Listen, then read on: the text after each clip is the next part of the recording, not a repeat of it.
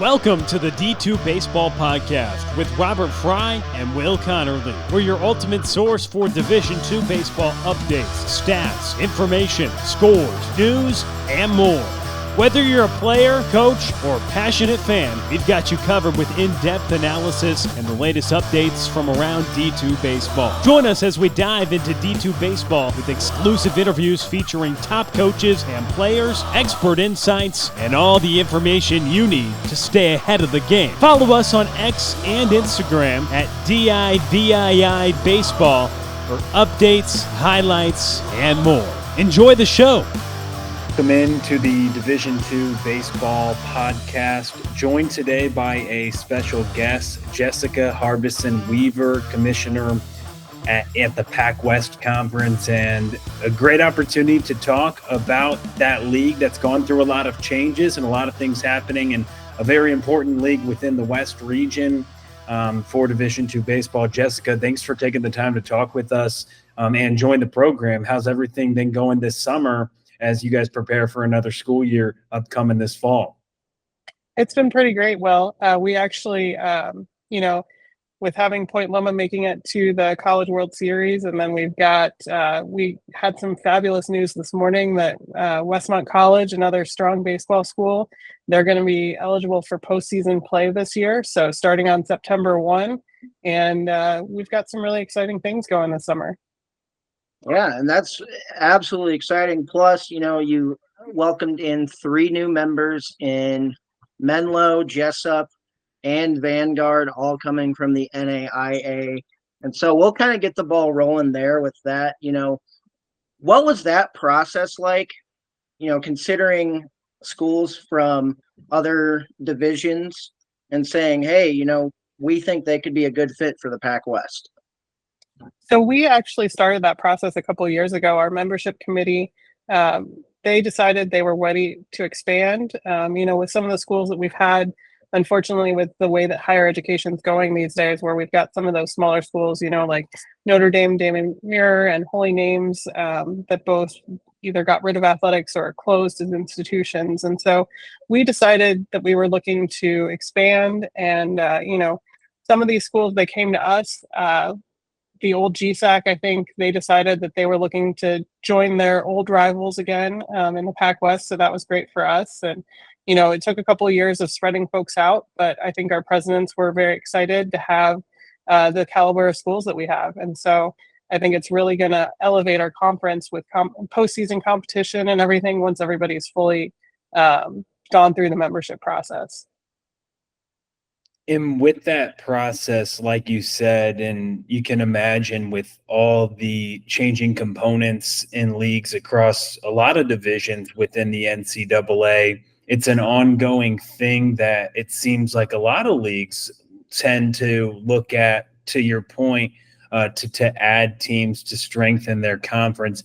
I wanted to go back to one of your initial points about Westmont. Was that news that – so originally they weren't going to be eligible for a few more years, but it is now they're going to be eligible this season? What was that news like for this league? And talk a little bit about what that means for the league as well. So that actually, it's a new waiver process that with the expedited membership process that the NCAA actually is allowing for. As from the conference office, we wrote letters of support for Westmont, and that was shared with the NCAA Division II membership committee. And we actually didn't know until, like I said, we found out literally this morning that they were accepted, by the waiver went through and everything. And so that actually, it does increase our field. And it's something, we've thought about how do we respond once we have all of these schools active, because that expands our conference tournament quite a bit. And I know that that's something that we want to look at, is the right size of what our conference championship should be.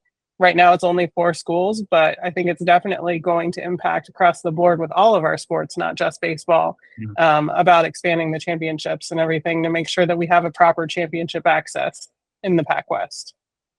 And speaking of which, so that conference tournament, that's actually, relatively new to the PacWest, with 2023 being the first year of the PacWest Conference Tournament.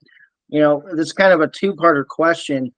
one being, what was that process like to then go from no conference tournament to a conference tournament? And then two, going in the future, once, the new schools like Vanguard, Menlo, and Jessup are full-fledged members, how can the conference tournament then expand in the future, now having, at least from a baseball perspective, 12 members? So for us, we're actually relatively new in the championship realm. A lot of our championships didn't start until around 2011. And so unfortunately, softball and baseball were some of our last ones to get the championship. But we're very excited about how well those championships have gone. They've been extremely well received. We've had a huge number of fans. And it's really been a really great experience for those student athletes. And it also gives them a chance to showcase in postseason, where the pressure is a little bit different than it might be during the regular season. From the what are we going to look at for expansion, that would go to our athletic directors advisory board group and then have to get finally weighed in on by the presidents. But I think for our conference, it really is looking at how we can position ourselves best for postseason and for those NCAA bids going through there.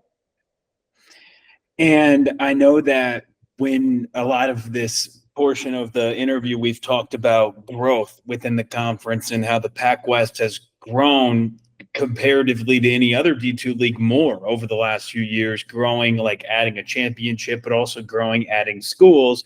And that's come under your direction. And like you said before as well, you assumed the commissioner role. But talk a little bit about how the first year went as you just celebrated 1 year of being the commissioner of the PacWest, just as the beginning of July marked you going into year number 2. It's been a great first year. I can't complain when we win a national championship in a sport. We won a national championship with women's soccer.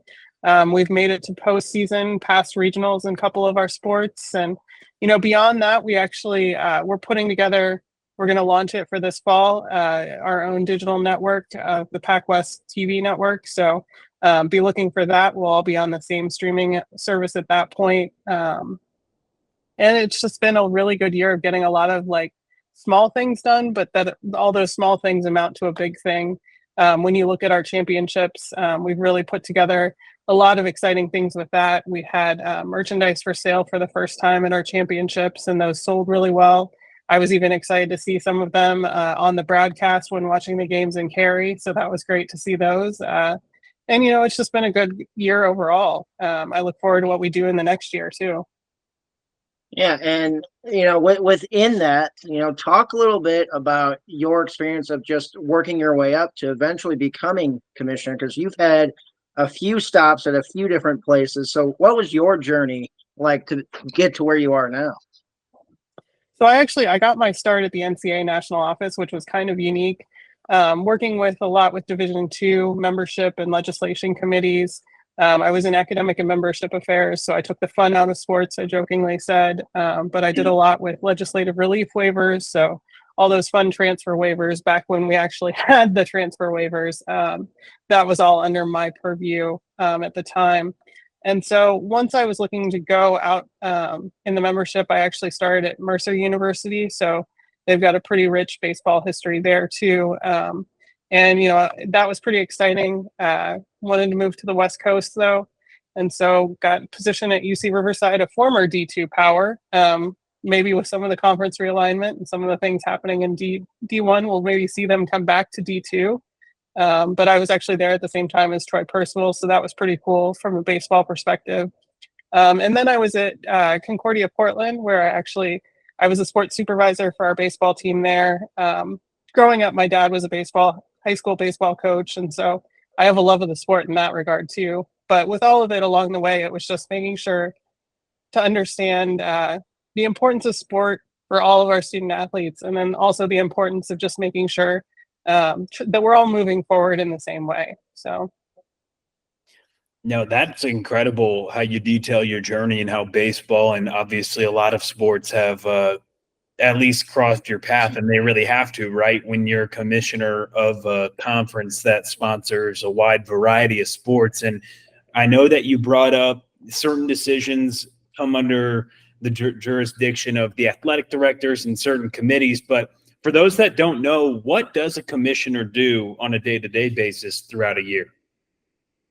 So really a lot of my day-to-day is consensus building. We're trying to make sure that we get everybody on the same page, everybody's educated on what's going on, everyone's aware of what's going on nationally, what's going on in our region, what's going on in the division, and then also just trying to keep an eye on what's going on in California and Hawaii, because sometimes those can be a little wacky, as folks know, with the legislators introducing things, and California being the one to kind of push that NIL legislation forward. But it's a lot of consensus building, and it's a lot of just being aware of what's going on, making sure that you're making decisions for the conference as a whole, and making sure that you're able to get folks to get all on the same page so that we can make those decisions with the interests of the student athletes in hand too. And you mentioned, Hawaii, the uniqueness of the PacWest. You have schools in California, schools in Hawaii, and in the uniqueness of it is, it can be kind of a logistical nightmare in some sense. How does the conference navigate scheduling across all sports with schools from California and Hawaii? So I think that's one thing that folks don't understand is that's a 6-hour flight. And that's not a 6-hour round trip, that's 6 hours each way. So 12 hours round trip on that flight. So it's a little bit hard when you have outdoor sports. We're not really looking at a lot of rain out makeups if we have folks coming from the mainland to Hawaii or Hawaii to the mainland. But with a lot of it with the scheduling, we have to make sure that we optimize missed class time. And then we're also looking at cost. Fortunately, we have some airline deals with Hawaiian Airlines and Alaska Airlines that help with that. We're also starting a new partnership with Southwest that's really been beneficial in those regards. But the scheduling across all sports, it's a nightmare at times. I'm not going to sugarcoat it. But we actually put together preference sheets, and it's a lot of it's almost like a chessboard where you're trying to put everything together and make sure that when you move somebody into space that it doesn't knock somebody else out. And so it's a big undertaking, but we're also looking at trying to move it to maybe some of the other scheduling companies so that it's not just in-house. Right now we do it in-house, and that's a lot of effort for our conference office. But we're hoping to maybe kind of outsource some of that and make it a little bit easier on us. You brought up the PacWest Network being something that'll be launched this coming fall. And I know in the past, the broadcasting has been at each team's university's discretion, if I have that right, or at least they put up their own streams. What was the decision to launch this, and what can you tell fans about what this network will look like? So it'll all be where you can find it in one location. We'll have apps, we'll have a website, all of it, where you can just see all of the teams streaming. The first year, we're not going to be launching a conference-wide pass because we wanted to make sure that we got all the kind of the wrinkles ironed out before we got to that point. But we are hoping that this way it gives folks an easier way to find everything. And that way it also, when you log in to watch one of the games, you're actually going to see the similar product across the conference. And by having the similar digital network, we can also make sure that the quality is up to where we want it to be across the conference. And it's not where in the past where we've allowed the schools to do what they wanted to do on their own. And this just allows us to, from a branding perspective, to further emphasize the importance of the PacWest as a whole. That's great news to hear, the PacWest having a digital network. But, a little bit too is like in the past, so like our experience, we could watch Chaminade games on the PacWest network, if you will, this past season, baseball wise. But my question is, with that expansion, assuming you're expanding to then having like channels like on the Roku channel and Apple TV, Android Fire Stick, etc. How does that then impact then making it more available for fans to watch PacWest games? So the benefit will be though that it'll be easily found because folks right now you have to project to your TV, and everybody's on different platforms. I know like we've had someone who uses Crowdcast, we have another group that uses Stretch, and so at least this way we'll have a uniform look, we'll have a uniform feel for it, and you know what you're in for when you're getting it. We are going, for all of our schools, they are going behind a paywall, but I think that was going to happen anyways, just with the way that everything's going. They really feel that we have a premium product, and I agree with that. And so I think it's important to, unfortunately, we used to have everything as cable, where everything came together, and now we have all these streaming services, and I really hope it goes back to one. But I think as it is right now, this way you can pick and choose, and if you're going to be at a game, you only have to pay for the ones you're going to not be at. And I think that'll be beneficial too. Yeah, no, that's really exciting things. And I'm glad you shared that, because I think the fans and certainly the schools and everyone related will enjoy the one-stop shop, so to speak, to catch games. When you talk about the PacWest and the West region in general, we talk about how the West region, with 6 teams right now per baseball getting into the postseason, do you see also with teams coming into the PacWest increasing the number of sponsored schools within the West region, that this is perhaps something where you could get more teams eligible for the NCAA tournament as well moving forward? Or is that not something that is under the conference's jurisdiction? So we really don't have, other than if they become a member of our conference, we don't have that in our jurisdiction. And getting more teams, I think the thing that's unique about the West region is that the GNAC, after dropping below a certain number, they're losing their automatic qualifier going forward. So there is more of an opportunity there, I think, for both the CCAA and the PacWest to get more teams in postseason without having to share that necessarily that spot with the GNAC. Coming from the GNAC, I know it's hard being in the Pacific Northwest, dealing with weather, and being down here in California and Hawaii, it makes it a lot easier to get those games in. Yeah, it sure does. And while we were reading the legislation on our podcast, we found out that, the GNAC did drop that automatic qualifier. But speaking of, other conferences, how does the PacWest Conference collaborate with other D2 conferences and the NCAA on, broader initiatives? So we really, from a commissioner level, we try and pair on that. It's something that we have on the West Coast that's really nice, is that the 3 commissioners, we actually have scheduled time to meet each month so we can talk about those issues and try and see ways to make scheduling easier for those non-conference games, and also for just legislation on whole, and how we can make it easier on all of our schools. And so I think that that's helpful that we have that connection here. I think it's also really helpful coming up from the GNAC that Bridget, the new commissioner, she and I have that connection. Alan, getting to know him over the last year, it's been really great. And so I think the West Coast is really fortunate to have the 3 of us working together and collaborating to try and make the sports space even better. And also, when we think about, you talk about you're really excited for this upcoming year, and it was a great year, number 1. I wanted to ask for you personally, what was your favorite moment or most memorable moment of being commissioner so far? I would say it probably was, my favorite thing would be getting to hand out the trophies each time, getting to see the excitement on the student athletes' faces. But then if you want to talk about the one moment that I really love, it was the craziness of our baseball tournament this year. We had all those extra innings, and then we had it was like a football score on our final day because folks were just battling it out. And I think it was just really exciting to see when Point Loma took the cup there, just how much excitement there was on both sides, and how the agony of defeat, but it just was a great moment. And I think that was the perfect cherry on the top for my first year as commissioner. And that was, very interesting because, think about it. Point Loma had to win 2 games on that day. And given the scores, both teams scored 10 plus runs in each game.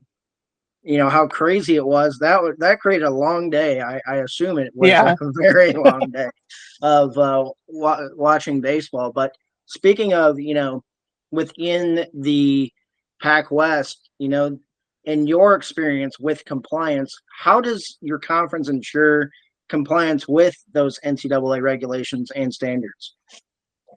So we actually, it's one of those things where we have Piper Brewster was hired as my backfill. She came from St. Mary's College, and she was former D1 compliance person who's really hit the ground running in Division II. And it's really one of those things where a culture that I tried to start of, we want to collaborate, we want to make sure that we're connected, and just making sure that all of the compliance folks know that they have an open door with the conference office.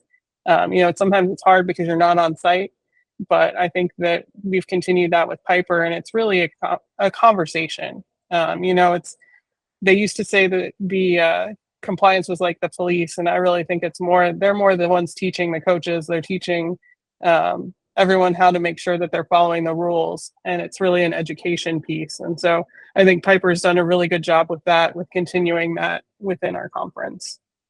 I mean, certainly instrumental role especially in learning or staying up to date on the changing of rules of this person that played at this school was eligible for another when all the extra years came. I mean, I thought the compliance were the saviors for a lot of athletic departments.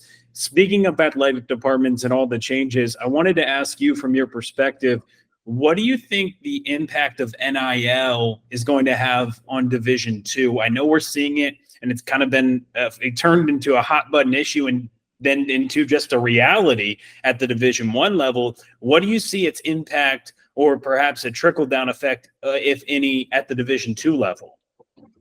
I think the really hard part with Division II and NIL is that, especially for our institutions, because they are in larger markets, we aren't going to necessarily see some of the things that are happening in the smaller markets. I could potentially see maybe with Jessup, just because they have a pretty small community in the Rockland area. But being in the Bay Area, being in LA for some of our schools, I guess Fresno could be too, really thinking about it. But it's harder to be in those large markets, especially when you're looking at a Caleb Williams in the LA market versus, some of our other student athletes. But so you see more of the network marketing, you see a lot of influencing kind of going on in that space. And I think the only thing that's really difficult with that is that you just want to make sure that it's not a recruiting inducement with some of it. You want to make sure it's not necessarily tied to the school with the guidance that we have in Division II at this point. I know in D1 things may be changing a little bit more to allow for some of that, just with everything going on across the country. But I think the hard part is just really making sure that we're all staying afoot of the rules and making sure that the student athletes are put in the best light possible so that they aren't put into a weird situation with it. I think another thing that's really hard is the international students, because we have a large international population in the PacWest. Having tennis is a huge one, where there's a lot of international students. And I think, unfortunately for them, we need to figure out the question of how we can allow it for them too, before it can really, I think, change the landscape in Division II. Wow. And you mentioned it a little bit earlier about, the, I guess, different availabilities versus California versus Hawaii in terms of NIL. Do you expand a little bit more on that? Yeah. So the laws in California and Hawaii are different. And so what you can do in each state is different. And I think that that's kind of some of the piece that you have to look at when you're trying to figure out how that's going to affect your institution. And obviously you have a place like Hilo, where it's another place where they have such a small community, where those folks are stars and they are like big, bright in that community, and they know who they are. So it's going to be a little bit different there than it is in a Bay Area or a Los Angeles area institution. Yeah, no, that's something as well. I know to navigate, talking about staying on top of all the rules and regulations for your conference and just all your student athletes. And talking about student athletes, I feel as though sometimes we forget like the student portion of it, or at least, we're covering these athletes all the time with what we do at D2 baseball. But I know from the commissioner's perspective, I would assume there's other components talking about the welfare of the student athlete when it comes to their educational opportunities as well. Can you talk about what considerations you have from that perspective about focusing or at least helping these students prioritize education as well, while also trying to compete in athletics? That's a big part of our scheduling, is to try and make sure that we are keeping that in mind. Missed class time is a huge consideration for us. A lot of our institutions may have reduced classes on Fridays, and so that's why we try to have that Thursday, Saturday competition for a lot of those sports that spread it out. Baseball, we've even done, unfortunately, some of our schools, they don't have Sundays available to them, so we've had to make sure that we have their Friday, Saturday games. But we've tried to make sure really that we try and corral competition as much as possible so that it's not going on throughout the week. Sometimes with those Hawaii trips, it makes it a little difficult. So you have to spread out the games a little bit differently than you would in other leagues. But it's something that we've tried to make sure that we keep in mind. And we meet with our faculty athletic reps twice a semester, just to make sure that they're in the loop and that they understand what we're trying to accomplish, and just so that they can be our advocates with the faculty on each campus. And so that's beneficial too. And, speaking of that beneficial and making sure that the student athletes have those opportunities to succeed, in your current career, you're the chair of the Division II Student Athlete Reinstatement Committee. And so this would be a bit of a two-part question. One is, what does that committee do, or what is that committee, a part of building? And then two, like how does that again promote student athlete welfare? So it actually, we're the committee that deals with if somebody breaks the rules and they're rendered ineligible. We're the committee that the reinstatement, so any kind of penalty that they'd have to serve out would fall under us. And then as staff, the NCAA staffers can actually approve that reinstatement. And then we actually, as a committee, go through and approve all of their decisions after they've made them. So there's a lot of checks and balances with the reinstatement piece. And then we also have in our committee, we have purview over extensions of eligibility, and then also extensions of seasons of competition. So extension of eligibility would be how many semesters a student athlete has. And then the season of competition would just be the seasons that they've played. And so all of the COVID waivers that we talked about earlier, that all falls under us too.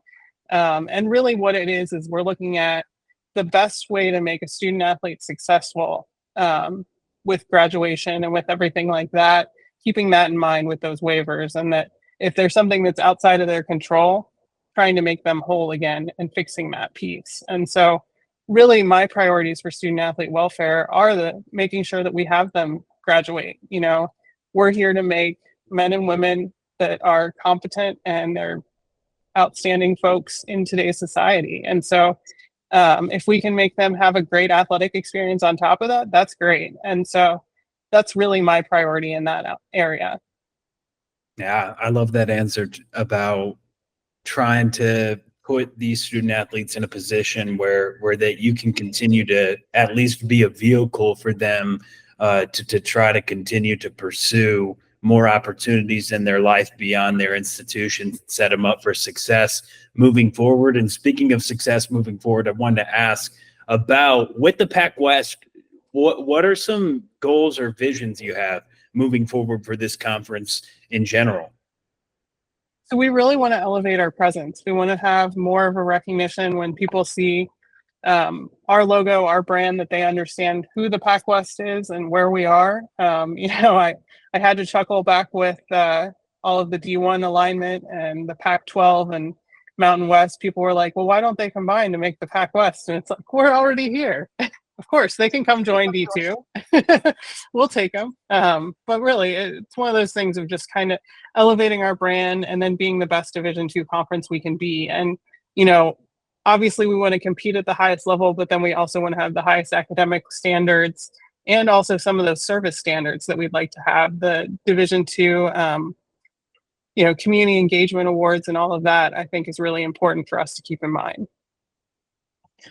Jessica, we'd like to, thank you for taking the time out to chat with us and talk about the PacWest and all the great initiatives. Because again, there's a plethora of new teams joining the PacWest.